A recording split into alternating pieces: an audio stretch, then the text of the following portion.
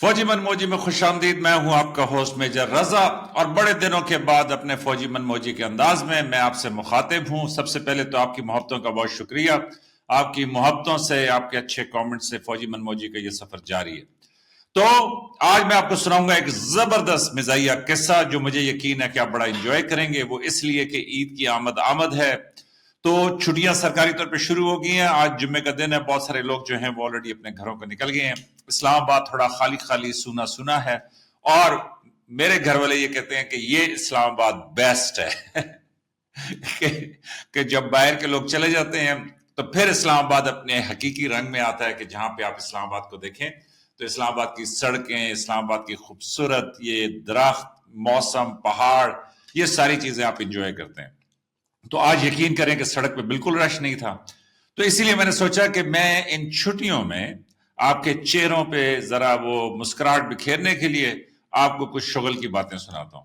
तो अब मैं करूंगा ये कि आज तो मैं आपको सुनाऊंगा एक मिजाहिया फौजी किस्सा, लेकिन इसके बाद मैं आपको सुनाऊंगा कि पिछले चंद दिनों में जो मैं इंडियन ऑडियंस के साथ, या मैं ये कहूंगा कि इंडियन गेस्ट के साथ जो प्रोग्राम कर रहा था, उसमें शुगल की बातें क्या हुई। तो सबसे पहले आज का मिजाहिया किस्सा। तो आज के मिजाहिया किस्से का नाम है बम चौक। बम चौक मतलब जैसे एक तो होता है ना बम, तो बम होता है, मतलब इंग्लिश में तो बॉम्ब होता है ना, BOMB, लेकिन उर्दू में होता है बे और मीम बम, और फिर एक होता है बम्ब, बे मीम बे। तो ये किस्सा कुछ यूं है कि मेरे एक सीनियर थे, बड़े लायक आदमी थे, इलेक्ट्रिकल इंजीनियर थे। तो उनमें एक खूबी ये थी कि बड़े नफीस आदमी थे और मुझसे सीनियर थे। तो उन्होंने मुझे बताया कि एक दफा जब उन्होंने वो इंजीनियर बने तो उन्होंने ग्रेजुएशन जब की तो उन्होंने सोचा कि मैं इस तरह करता हूं कि मैं, जाहिर है कि जो भी इंजीनियर बनता है तो उसने कहीं ना कहीं जॉब अप्लाई करनी होती है। तो उन्होंने कहा, मैंने काफी सारी जगहों पे जॉब अप्लाई की, तो एक जॉब लेटर जो था वो मुझे मिला उस जगह से कि जहां पे अब ये कहें कि जी ये जो पाकिस्तान एटॉमिक एनर्जी कमीशन है। तो उन्होंने कहा कि जी वो उनका कोई एड्रेस नहीं था, सिर्फ पोस्ट बॉक्स था, उसके ऊपर मैंने अपनी रिक्वेस्ट डाली, फिर उनका जवाब आया, फिर उन्होंने बताया कि जी फलां दिन आपका इंटरव्यू होगा। तो उन्होंने कहा कि जी मैं पूरी तैयारी करके इंटरव्यू के लिए जब जा रहा था तो उन्होंने कहा शुगल ये लगा कि उन्होंने मुझे इंस्ट्रक्शंस भेजी हुई थी कि जी आपने किसी को बताना नहीं है कि आप कहाँ पे इंटरव्यू देने जा रहे हैं, मतलब जो एक प्रोटोकॉल होता है कि जी जरा सीक्रेसी का और सारा कुछ। तो उन्होंने कहा कि मैं उसके मुताबिक मैंने किसी रिश्तेदार को, किसी दोस्त को नहीं बताया कि मैं किधर इंटरव्यू देने जा रहा हूँ। और वो जो फौज में कायम हिदायत होती हैं या SOP, स्टैंडिंग ऑपरेटिंग प्रोसीजर्स होते हैं, उनके मुताबिक मैंने, मतलब सिर्फ खुद मैं गया वहां पे। तो उन्होंने कहा शुगल ये लगा कि जब मैं उस आखिरी जगह पे पहुंचा कि जहां से उनका ऑफिस करीब था, तो उसने कहा कि, तो उन्होंने ये कहा कि वहां पे ना एक वैगन का स्टॉप था, और उन्होंने कहा कि जैसे ही मैं वो वैगन का स्टॉप पे पहुंचा तो अभी इससे पहले कि मैं किसी से मालूम करता कि मैंने किधर जाना है, तो उन्होंने कहा कि मैंने ये देखा कि वो जो वैगन वाला था उसका जो कंडक्टर था वो बाहर निकल के लगा हुआ था, चलो जी जिसने जाना है बम चौक बम चौक बम चौक। तो उन्होंने कहा, मैं एकदम से चौंक गया कि इस बम चौक का क्या मतलब है ना, क्योंकि जाहिर उनको पता तो था कि ये कोई बम शम से इनका ताल्लुक है। तो और लेकिन उनको ये बिल्कुल आइडिया नहीं था कि ये जो वैगन वाला है ये कहेगा चलो जी बम चौक बम चौक। तो उन्होंने कहा कि मैंने फिर भी इसको रद्द किया। मैंने कहा कि नहीं ऐसा नहीं हो सकता।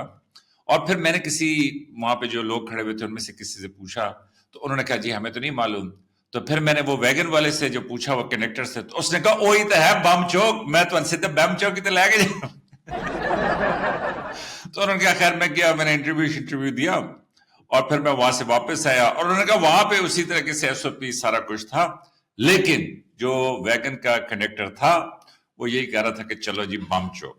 तो देखें ये बड़ी खूबसूरत बात है, और ये किस्सा मैंने आपसे इसलिए शेयर किया है कि बावजूद इसके कि आप जितनी भी SOPs बना लें, जो भी सब कुछ कर लें, वो काकुल एकेडमी में ये कहा करते थे कि यार किधर जाना है। अब तो देखें ना, आपके पास GPS है, आपके पास गूगल मैप्स है, मतलब आपके पास मुख्तलिफ ऐप्स हैं कि जिनसे आप देख सकते हैं कि आपने किधर जाना है।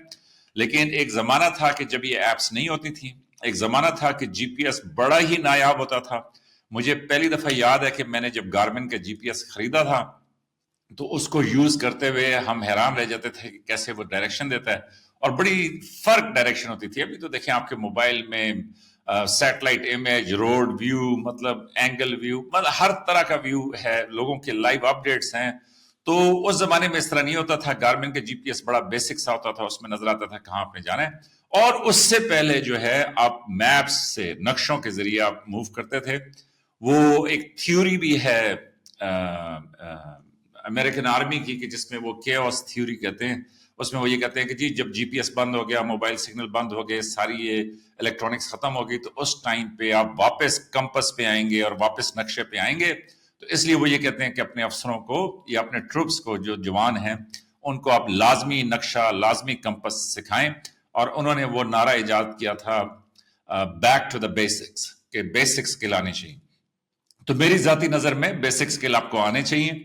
تو اب دیکھیں نا کہ اس زمانے میں یہ نہیں تو کاکول اکیڈمی میں ایک مشہور تھا کمپس کہتے ہیں یہ جو یوز کرتے ہیں، جو شمال کی طرف آپ کی سوئی کا رخ ہوتا ہے، اور اس سے آپ ڈگری نکالتے ہیں کہ کتنا ڈگری آپ نے 10 ڈگری جانا ہے، 20 ڈگری جانا ہے، کیونکہ دائرہ پورا 360 ڈگری ہوتا ہے.